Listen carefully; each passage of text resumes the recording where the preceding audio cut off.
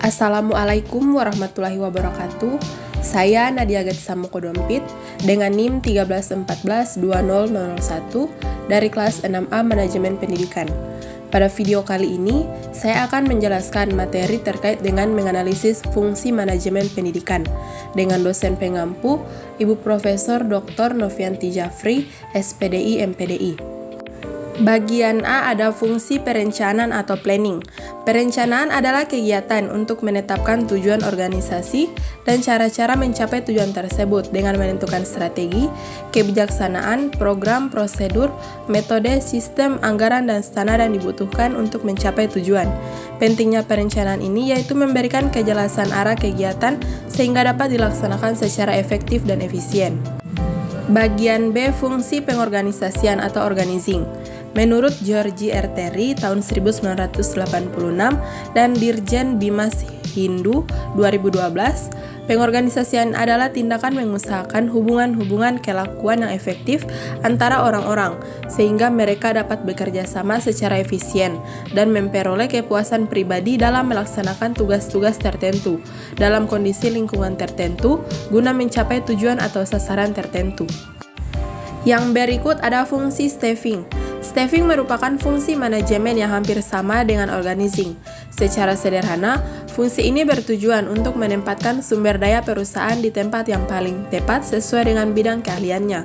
Fungsi staffing juga tidak hanya terkait dengan masalah tenaga kerja saja, melainkan seluruh sumber daya dalam perusahaan. Dalam hal ini termasuk peralatan, inventaris maupun sumber daya lainnya. Yang berikut fungsi directing. Directing adalah sebuah proses yang dilakukan oleh para manajer seperti menginstruksi, membimbing dan mengawasi kinerja pekerja untuk mencapai tujuan yang telah ditentukan. Fungsi directing juga dianggap sebagai jantung dari proses manajemen.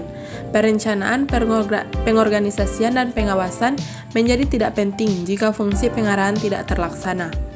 Selanjutnya, fungsi coordinating. Koordinasi adalah penyatuan, integrasi, sinkronisasi upaya anggota kelompok sehingga memberikan kesatuan tindakan dalam mengejar tujuan bersama. Ini adalah kekuatan tersembunyi yang mengikat semua fungsi lain dari manajemen. Menurut Mani dan Riley, koordinasi adalah susunan teratur dari upaya kelompok untuk memberikan kesatuan tindakan dalam mengejar tujuan bersama. Yang terakhir ada fungsi controlling atau pengawasan.